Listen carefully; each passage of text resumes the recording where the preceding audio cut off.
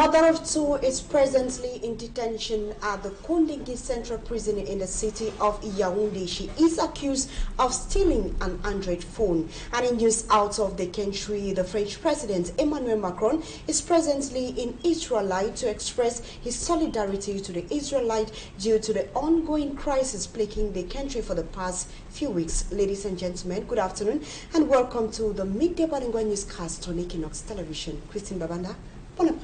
Good day, Malaglorie, Madame, Monsieur, bonjour. Si vous nous rejoignez à l'instant, bienvenue dans votre 12 heures bilingue.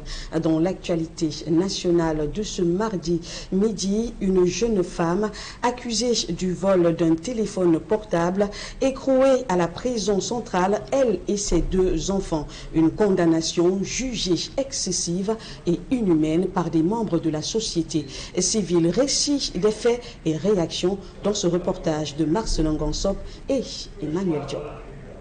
Écrouée depuis une semaine au quartier 5, le quartier féminin de la prison centrale de Yaoundé, Djanabou et ses deux enfants s'apprêtent à y passer leur 8e nuit. Accusés de vol de téléphone, c'est dans la nuit du 16 octobre dernier qu'à la vitesse de l'éclair, cette débrouillade a été placée sous mandat de détention provisoire. Est-ce qu'il avait d'autres moyens, en dehors de la caution, ou alors des garants, pour pouvoir garder cette femme en liberté? Oui, il en avait.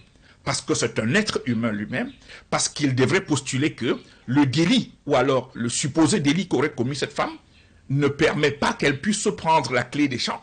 Croyez-vous sincèrement qu'une dame qui a deux enfants de 3 ans et de 6 ans va fuir le Cameroun au motif qu'elle serait accusée d'avoir volé un téléphone portable alors qu'elle n'a même pas été prise en flagrant délit? Parce que là, on n'est pas en flagrant délit. On est dans le cadre de présomption supposé d'une tierce personne qui vous déclare dans la rue, vous aurez pris mon téléphone. Mais ce n'est pas suffisant. Dans une affaire où normalement la détention doit être une exception, le juriste ne comprend pas pourquoi le procureur a été si dur avec Dame Djanabou, alors même qu'elle jouit de la présomption d'innocence. Cela traduit simplement un système judiciaire qui est mal ficelé et des institutions judiciaires conduites très souvent par des hommes qui ont perdu tout le sens de l'humanité et de l'humanisme en même temps. Quel que soit le délit, ou même le crime qu'aurait commis leur mère, il n'est pas admissible que d'autres êtres humains subissent ou alors soient incarcérés parce que ces enfants n'ont commis aucun crime, aucun délit et ne sont même pas en position de pouvoir en commettre. Ils ne sont même pas dans la catégorie des mineurs, c'est des bébés. Le régisseur de la prison centrale de Yaoundé n'est également pas à l'abri des critiques. Mais avait-il seulement le choix? Le docteur Hilaire Kamga pense que oui. Il va de soi qu'il n'y a pas de cadre légal qui permet à ce régisseur de les garder. Alors, sous la base de quel mandat d'incarcération ces deux enfants se retrouvent en prison?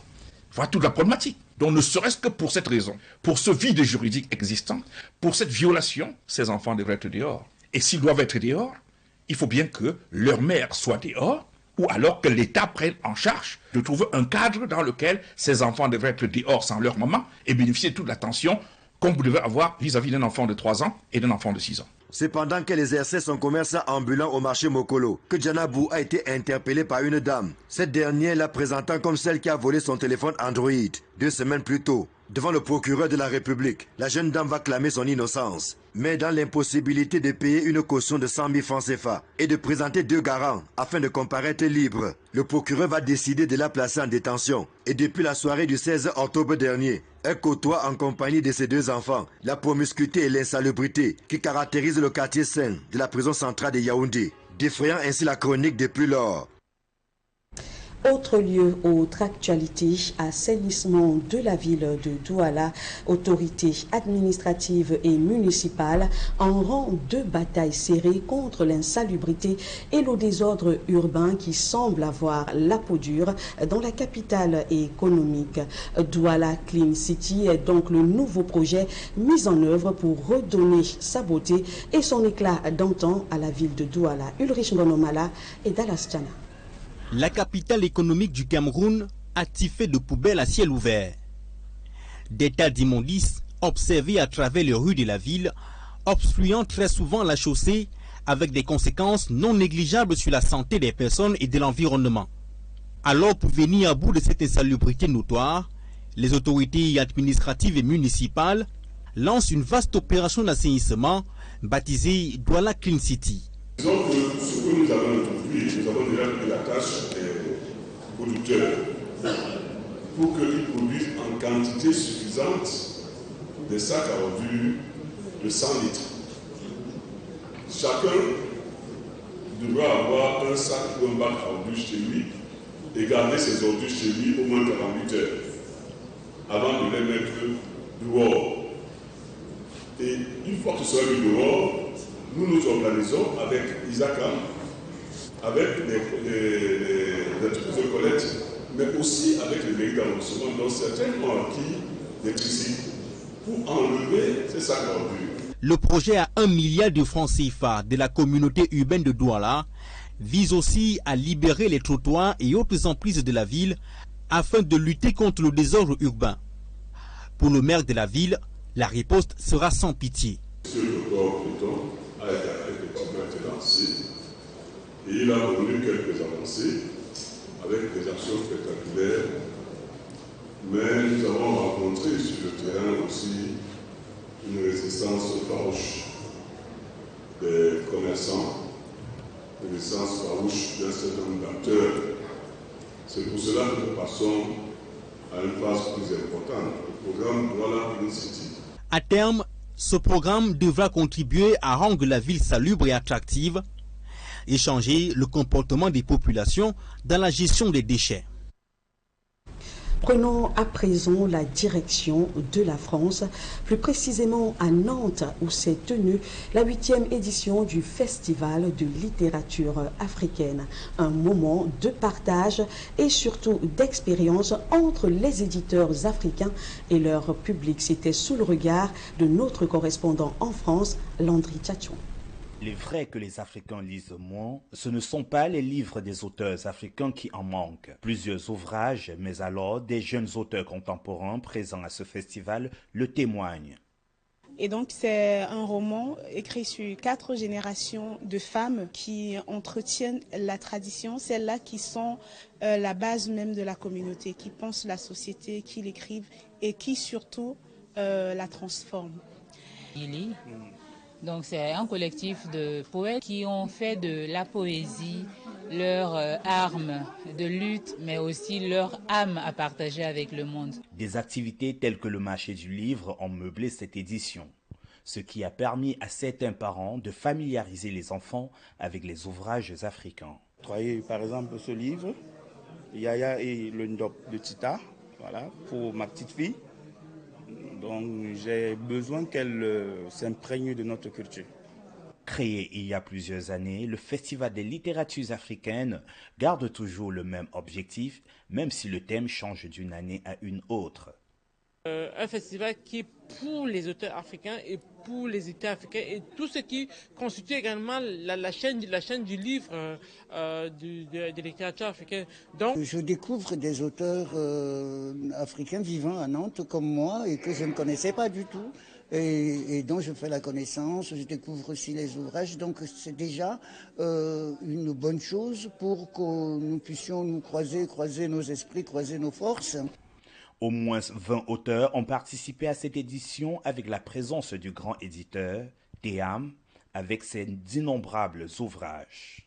Plusieurs jeunes talents ont participé de façon virtuelle au concours de l'écriture via la librairie éphémère du festival. Place à présent à nos partenaires. Grâce à un partenariat entre Pen Holding et son partenaire turc, le stylo Abi Penzan est désormais distribué au Cameroun de manière officielle. Reportage. C'est désormais officiel. Pen Global Holding est l'entreprise camerounaise qui distribue exclusivement les produits de la marque Penzan sur le territoire et dans la sous-région Afrique centrale. Ces produits sont constitués des stylos billes, des stylos feutres, des gommes et autres matériels didactiques et de bureaux. Le lancement officiel a eu lieu dans les villes de Douala et Yaoundé. La distribution des produits Penzan va être facile grâce à l'implication des librairies et des chefs d'établissements scolaires. Oui, c'est un partenariat gagnant-gagnant que nous sommes en train de nouer avec Pen Global Holding, une jeune structure des jeunes Camerounais qui font dans la distribution des produits Penzan. Nos clients doivent utiliser Penzan, surtout au niveau de la qualité. il n'y a pas concurrence. Et comme c'est des Camerounais, nous devons les encourager. Les utilisateurs sont quant à eux déjà séduits depuis la découverte de ces produits de la marque Penzan.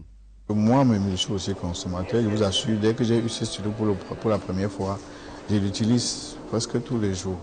It's a very good product, and I'm calling on all the stakeholders to go in for. And I pray that the management team should also make sure that these pens are available in the markets so that we shall use them and continue to enjoy the quality of the pens. En se lançant dans la distribution de cette marque, Pen Global Holding vise un double objectif, économique d'abord avec un coût abordable, 100 francs CFA pour le stylo 2021 par exemple, et ensuite un objectif de notoriété, à savoir conquérir le cœur des Camerounais. La marque Penzan comporte une large gamme de produits qui comportent des instruments d'écriture. On a des stylos billes, on a des stylos feutres, on a des stylos rollers, on a des crayons, on a des gommes et bien d'autres produits. Alors ce que nous voulons, c'est d'introduire sur le marché africain ou camerounais des produits de qualité et qui défient la concurrence en termes de prix. On va tout simplement être flexible et donner notre produit au prix de 100 francs. C'est-à-dire que le consommateur continue de bénéficier de son stylo, de son Penzan 2021 au prix de 100 francs. Nous voulons accompagner non seulement notre pays, c'est-à-dire le Cameroun, et aussi les pays de la zone CEMAC à lutter contre la vie chère. En fait, ça c'est l'un de nos objectifs principaux. Tout ceci est le fruit d'un partenariat noué avec l'entreprise turque Penzan Kalem.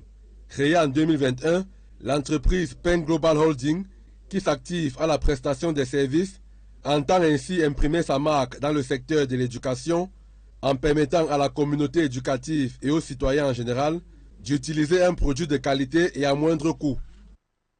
Poursuivons avec l'école technique d'agriculture agricole d'Ibolova dans la région du sud du pays qui vient de bénéficier d'un important don composé de tricycles et autres équipements de production agricole. Un geste généreux de la BGF Bank. Reportage. Jeudi 19 octobre 2023, un jour particulier pour l'école technique d'agriculture d'Ibolova. L'établissement public situé dans la ville, la région du Sud, bénéficie d'une marque d'attention de la fondation BGF Bank à travers d'importants dons de matériel et de production agricole. Un véritable coup de pouce remis par les hôtes de la filiale camerounaise de BGF Bank au cours d'une cérémonie tenue à l'esplanade du centre d'incubation des écoles du Minader à Bichili, à une dizaine de kilomètres de la ville d'Ibolova. Nous avions un problème de saisonnalité de nos cultures ici. Donc l'équipement que nous mettons en place aujourd'hui vient donc résoudre ce problème de saisonnalité et va donc permettre aux étudiants de pratiquer l'agriculture pendant toute l'année. Ce don d'équipement est constitué de 3 tricycles, d'un kit d'irrigation par aspersion de culture, de maïs, poivrons et pastèques, d'un forage équipé d'une pompe photovoltaïque, d'un château d'eau pouvant asperger une superficie de 3000 m² de production en contre-saison, un local de surveillance et un local de stockage de matériel. Nous sommes aujourd'hui vraiment très ravis de savoir que ce don pourrait être très bénéfique pour nos apprenants ici à l'État et partant pour les populations locales. Au-delà de ça, nous avons aussi voulu que les intrants qui partent de la ville pour les champs et les productions qui partent des champs pour la ville, que le transport soit amélioré. C'est pour ça que nous sommes venus avec quelques matériels de transport pour améliorer aussi ces conditions-là. Ces ressources permettront aux étudiants d'apprendre dans des conditions optimales et de mettre en pratique leurs connaissances apprises en classe. Énormément, la banque BGF Bank pour ce précieux don, ça va nous permettre de réaliser certains projets qu'on ne pouvait pas réaliser quand on n'avait pas l'eau. Et quand on met l'accent sur la formation des jeunes, nous pensons que vous avez mis le doigt là où il fallait. Donc je vous dis merci. Le maire de la commune d'Ibolova 2e a salué ce geste de la fondation BGF Bank. Tout simplement maire comblé. Chaque fois que, grâce à des partenaires comme la fondation BGF Bank, nous pouvons avancer, qu'on va produire à toute saison. Et ce qui est bien pour nos populations, ce qui est bien pour les marchés, c'est quelque chose de très bien. Grâce à ce don, l'école technique d'agriculture de Bolova pourra continuer à former des agriculteurs talentueux et à contribuer au développement économique du Cameroun. Et c'est la fin de la première partie de votre journal. Place à la seconde partie en langue anglaise avec vous, Malaglory. Once more, good day. Good day to you, Christine Babanda. Ladies and gentlemen, good day. And thanks for joining us for the second part of the news. A woman and her 2 children, aged 3 and 6, are presently in detention at the Kondenge Central Prison in the city of Yaoundé. The woman is accused of stealing an Android phone, an allegation which she claims innocent about. Immaculate Fogwe tells us more. Their rights of living a normal life is being jeopardized after they were sent to the Kondenge Central Prison alongside their 28-year-old mother. Both teenagers, aged 3 and 6-year-old, are paying for a crime which their mother claims to be innocent. Jenabu, who hails from Maro and the Far North region, is being accused of stealing an Android phone. How do you admit in the prison children who are not condemned? So I think that the prison administrator needs to explain to Cameroonians, needs to explain to authorities how he permitted those children to enter the prison. So the woman is serving prison term with the children. It is inconceivable. It is to an extent madness. The young widow living in Yaoundé was summoned after a complaint was filed against her. Unable to bail herself and equally present a lawyer, she was rather placed on pre-trial detention alongside her children. Was there any lawyer who pleaded on behalf of this woman to tell the court that as we are selling like this, there is a child, this woman is breastfeeding a child, or this woman is the only person staying with these children? Because that is a good mitigating factor.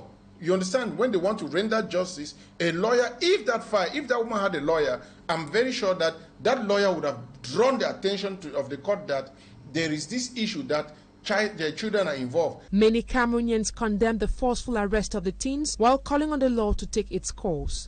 It should be recalled that both children are currently being detained in a prison described by Amnesty International as overcrowded and unhygienic. Poor waste disposal alongside urban disorder in the city of Douala is a major preoccupation to all, especially the authorities who have been strategizing on ways to resolve the problem. In line with this, an operation was launched, Douala Clean City, by the governor of the littoral region to ensure that Douala be clean. Esielu tells us more. In a bid to curb the problems of waste management and urban disorder in the city of Douala, the Douala City Council, under the supervision of the governor of the littoral region, has launched an operation known as the Douala Clean City, which brought together some administrative authorities, la vision insulaire commune d'une ville propre, dynamique et résiliente, to ensure that this operation is effectively carried out. Measures have been taken. The Douala City Council has recruited about 650 youth who will work together with the council, making sure that the town of Douala is clean. Nous avons travaillé avec les ACA et vous avez vu en place actuellement 650 jeunes que nous avons recrutés, qui sont eux aussi dans ce programme. Bags will be made available for each household to discard their dirt for a period of 48 hours before disposing at the roadside. Je dis bien tout le monde, ceux qui ne voudront pas se laisser à poubelle, si on les prend en train de jeter les objets par terre, ils verront bien ce qu'ils verront. In the same vein, to fight against urban disorder, several roadside kiosks will be destroyed. The operation will begin from Sudanese to Mbopi. By October 1st, we have to clean the first roads going from Sudanese to Mbopi, so that even in the markets, when the program reaches the level of markets, we tell you leave the roads free. You have to sell in your stores, not on. Samuel Ivahadi Bua called on authorities concerned to help implement this operation in the various areas of jurisdiction. The National Observatory on Climate Change announced devastating rainfall between the 21st and the 31st of October 2023, and meteorologists warned the population of the 10 regions to take appropriate measures. Innocent Azim.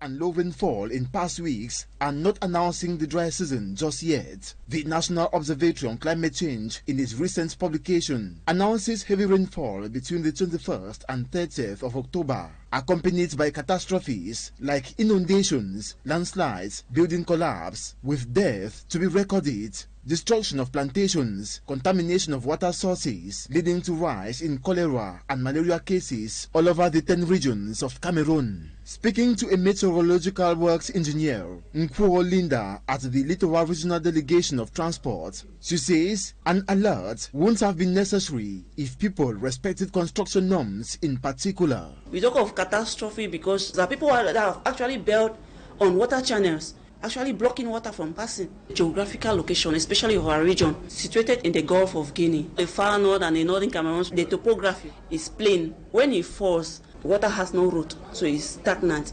The soil actually does not retain water. Faced with these threats, the population, she says, have to be prudent. Staying out of gutters, landslides prone zones, slopey areas, marshy areas, because water does not have a direction. It sweeps away everything that it meets. Clean the drainage patterns, because when it rains, these runoffs, when it comes and block, it creates floods and it enters into houses. It also affects even the health sector, because it becomes a breeding ground for mosquitoes too. Nkwo Linda thinks at this point in time, authorities have a limited role to play. The administration does its work to sensitize the population. It is for them now to take the action. Apart from the National Observatory on Climate Change, the Ministry of Transport, authorities and other institutions also warn of devastating rainfall in the coming days, cautioning the population to remain vigilant and quit risk zones for their safety.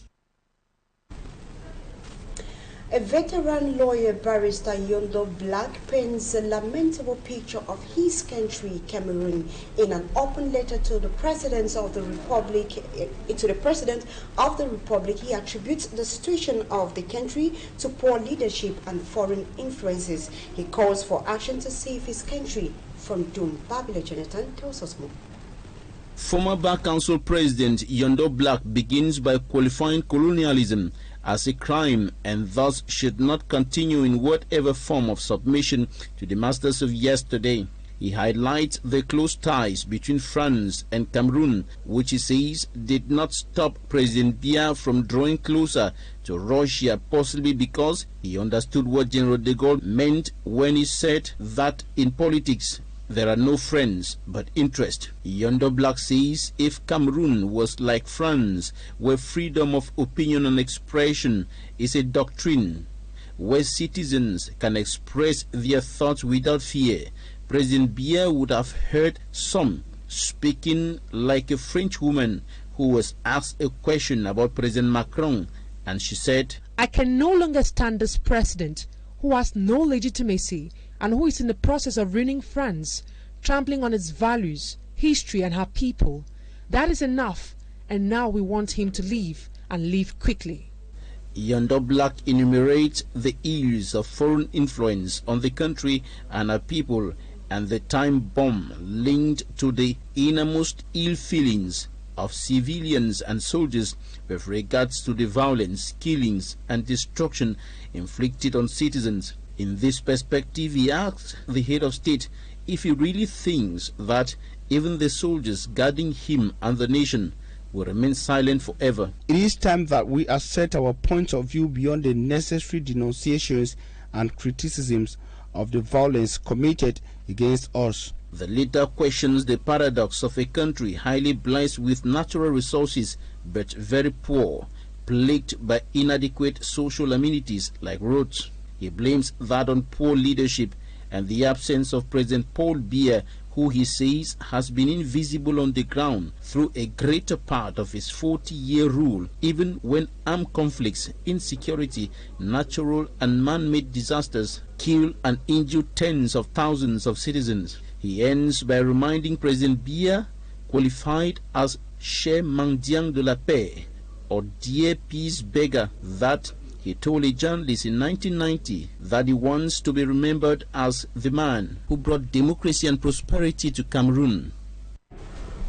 We now take you to the Democratic Republic of Congo, where intertribal war between the Mbole and the Lenga persists in the country, and this has led to the death of 6 people over the weekend, bringing the death toll to 500. More details on our international page with Cedric Chakochu. In the Democratic Republic of Congo, fighting continues between the Bole and the Lenga, 2 communities in the province of Chopo at the gates of the city Kisangani in the northeast of the country. Report says 6 civilians died this weekend, bringing the death toll to more than 500 since February. Again, this crisis is increasingly worrying because it is now reaching the gate of the city of Kisangani, the headquarters of Chopo province. Moreover, the number of victims has exploded in the last 2 months, and the crisis seems to be beyond the provincial authorities, who are no longer able to supply the displaced with food due to the lack of financial resources. For fear of excesses, the national government dispatched a squadron of 150 police officers to maintain order in the crisis territories. And in the Israeli-Palestinian fight, at least 5,087 people, including 2,055 children, have died since the start of Israeli bombardments on the Gaza Strip, according to a report released by the Human Ministry of Health. In addition, these strikes also targeted southern Libya Sunday night, according to the Lebanese National Agency. Benjamin Netanyahu, who assembled his war cabinet on Sunday evening in Tel Aviv, warns that Hezbollah will make the mistake of its life by going to war against Israel. For the moment, the Palestinian minister condemned on Monday the positions taken, which gave a license to kill Israel. Away from that, we now talk football to say that football lovers in the city of Douala wish that the Cameroon Football Federation should select right venues for some important debuts of the Elite One Championship. The cry of the supporters came as several fans were left stranded during the Dynamo of Douala versus Bambutus FC of Buda at the annex of the Bepanda Reunification Stadium. Smachi Kangebo tells us more. Disgruntled supporters of Victoria United lament after a Day 5 match beating their club, Opopo, didn't take place. These are the tickets I bought for the game. It didn't play. The FA president knew about the worries of the president of Opopo, but he went ahead to program the game. Let him refund our money. After the match failed to play, the supporters stood in front of the Centenary Stadium to wait for their match day fee to be refunded to them. We are out here waiting for our money to be refunded to us since the match didn't take place. Other supporters even promised not to pay gate fee for the next match. I won't pay for the next match. Many supporters say they are now regretting having an Elite One club in Victoria. When we had Elite One club in Limbe, we were all happy, but it seems it will instead make us to regret. Apaches of Mfu from Yaoundé were the opponents of Victoria United at the Centenary Stadium in Limbe, but the home team wasn't present. A disappointment for Apaches of Mfu. The club's administration invested much into this game, and all of the work we did in the course of the week, we didn't evaluate our boys. With the happenings of the day, it was later that the president of Opopo, Quine Valentine, aka Bob Didi, appeared. I am not into football for any gain or to seek any position, neither from the federation or the government. I am in football because I have the love of the game and the passion, and also to give back to my community a social corporate responsibility and a goal of empowering young talented Cameroonians. I am sorry if anybody thought otherwise. Goodbye. Fecafoot has not yet communicated about the situation, but according to its statutes, Victoria United, who were absent, will logically miss out on the 3 points of the day. And that is the package we had for you on today's bilingual newscast on Équinoxe Television. Thanks so much for watching. We shall be back same time, God willing, tomorrow for another edition. But until then, stay with us for more programs. Christine Babanda, bonne journée à vous. Bonne journée à vous, Malaglory. Madame, Monsieur, c'est la fin de ce journal. Merci de vous informer sur nos antennes. Prenez soin de vous et surtout, nous vous laissons en compagnie de nos programmes les meilleurs.